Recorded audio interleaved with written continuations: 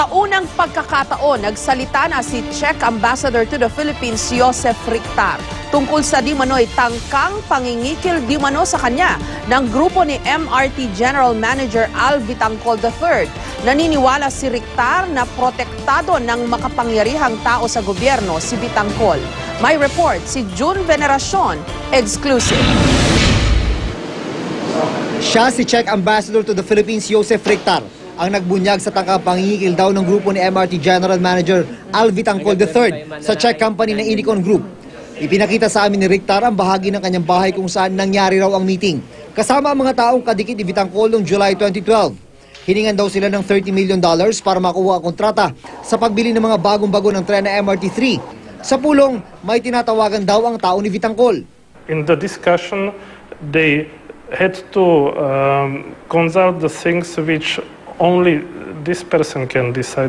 Mr. Vitangcol is the head of MRT. I think that he is behind this corruption. He is deep into this. I said, I feel that he is connected with the corruption.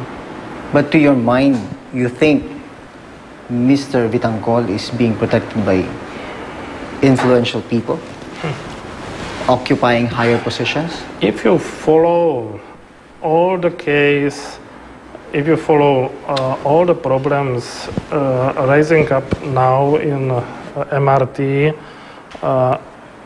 you can see that Vitangcol has very, very firm position, and nothing can move with his chair. So I think that he is covered, he is protected. Isinumbog daw ni Rictar ang nangyari kay DOTC Secretary June Abaya.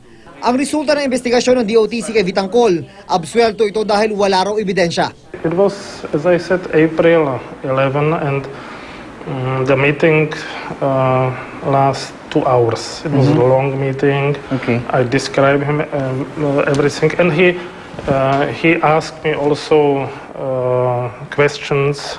So I was sure that I speak with the proper person, and he will start investigation because it happened in his department, in his institution, but nothing happened after that. And Nasigawan pa raw siya ni Abaya matapos lumabas ang maling impormasyon na nagdadawit sa presidential sister na si Balsi Aquino Cruz at asawa nito.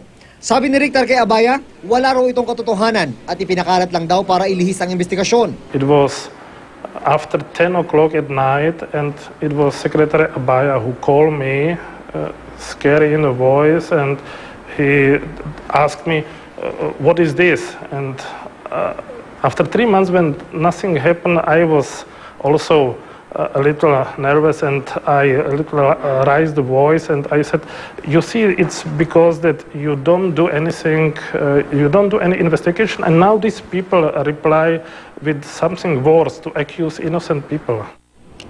Kinumpirma naman ng DOTC ang April meeting sa pagitan ni Rictar at Abaya, pero meron lang silang ipinagtataka. Sinasabi niyang Abril ay nag-report siya dito kay Secretary Abaya ng nasabi niyang anomalya.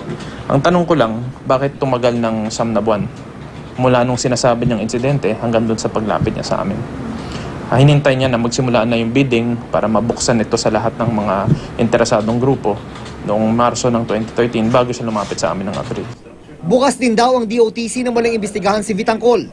Handa naman ng DOTC na tumanggap ng kahit anong ebidensya, lalo na kung nanggagaling sa kanya sapagkat siya naman mismo ang nagsabi sa amin na meron nangyaring ganitong klaseng insidente. Titignan namin kung ito ay magiging sapat na basehan upang magbukas ulit ng isa pang investigasyon. Nagsagawa rin ng hiwalay na investigasyon ang NBI tungkol sa umano'y tangkang panunuhol. Sabi ni Rictar, sinabihan na raw siya ng NBI na tapos na ang investigasyon, pero hindi sinabi sa kanya kung ano ang resulta. What I want only justice, true. I want that the business is run according to normal, fair conditions, and I'm convinced that I have true behind me. Sinikap ng GMA News na makuna ng pahayag sina Vitangcol at Abaya, pero hindi sila sumasagot sa aming mga tawag at text. Nasa mga pulong din daw ang mga naturang opisyal. Sa liham dati ni Vitangcol sa DOTC, itinanggi niya na sangkot siya at ilan pang opisyal ng DOTC sa tangkang pangingikil. June Veneracion, GMA News.